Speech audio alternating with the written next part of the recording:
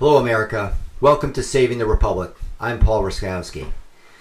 I want to talk to you tonight about the shutdown. It's not what you think. I'm going to read an article from the Daily Caller from a senior official. Listen closely. As one of the senior officials working without a paycheck, a few words of advice for the president's next move at the shuttered government agencies. Lock the door, sell the furniture, and cut them down. Federal employees are starting to feel the strain of the shutdown. I am one of them. But for the sake of our nation, I hope it lasts a very long time, till the government is changed and can never return to its previous form. The lapse in appropriations is more than a battle over a wall. It is an opportunity to strip wasteful government agencies for good.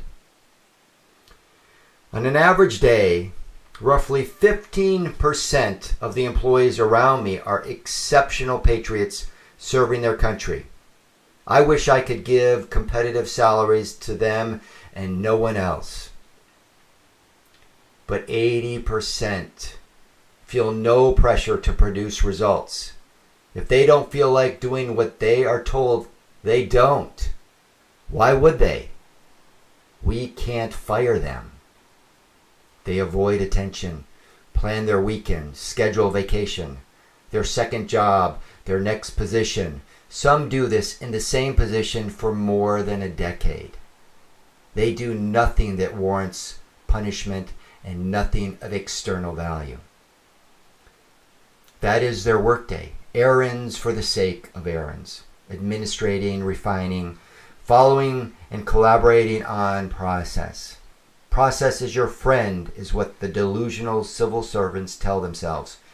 Even senior officials must gain approval from every rank across their department, other agencies, and work units for basic administrative chores.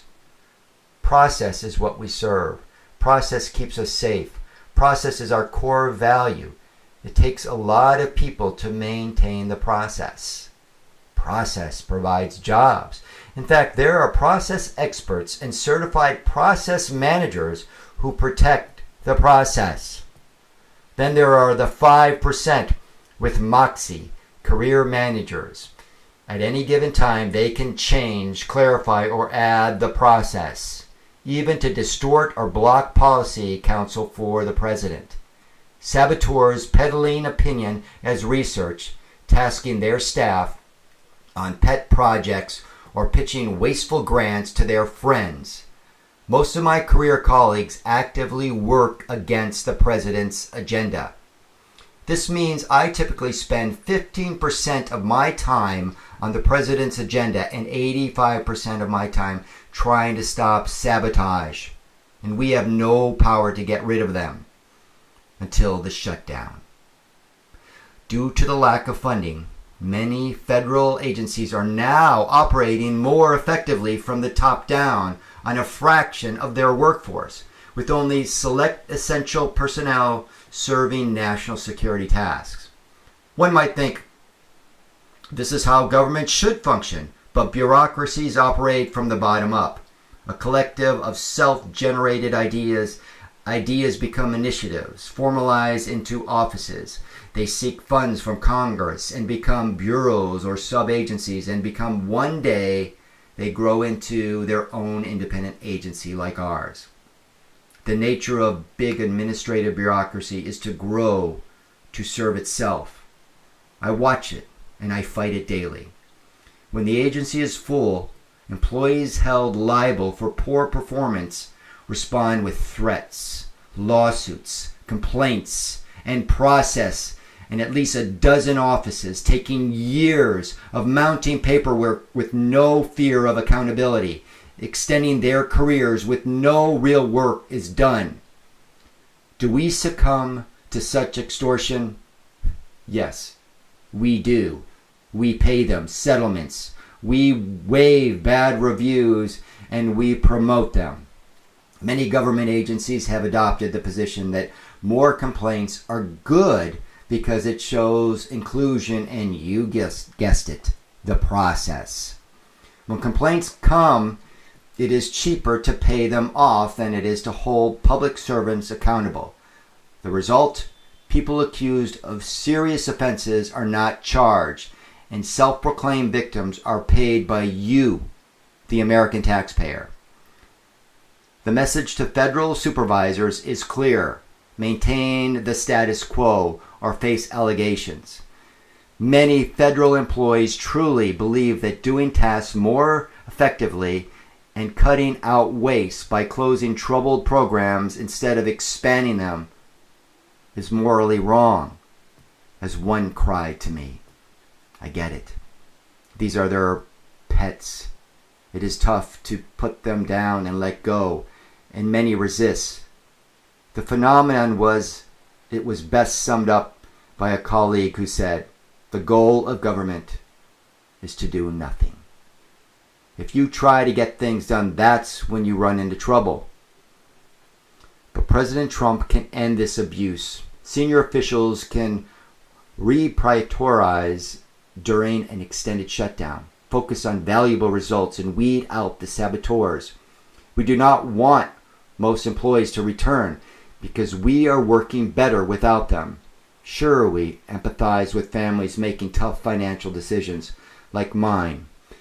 And just like the private citizens who have to find other work and bring competitive value every day while paying more than a third of their salary in federal taxes. President Trump has created more jobs in the private sector than the furlong federal workforce. Now that we are shut down, not only are we identifying and eliminating much of the sabotage and waste, but we are finally working on the president's agenda. President Trump does not need Congress to address the border emergency. And yes, it is an emergency. Billions upon billions of hard-earned tax dollars are still being dumped into foreign aid programs every year that do nothing for Americans' interest or national security. The president does not need congressional funding to deconstruct abusive agencies who work against his agenda.